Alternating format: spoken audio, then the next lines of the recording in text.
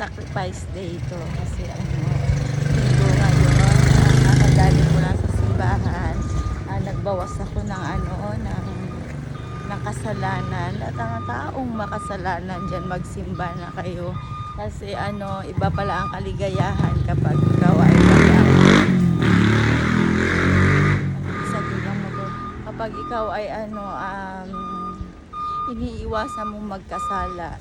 Ang puso mo ay masaya, masayang masaya, humihindak sa saya at sa liglig. Nagkuliglig.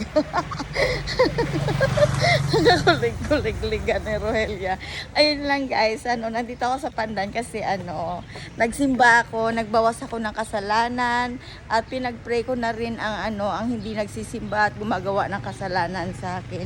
Ayun, sana ay makarating ka sa simbahan at matanggal at mabawas-bawasan ang sungay mo. Kasi kung yung kambing nga tinutubuan ng sungay, di ba?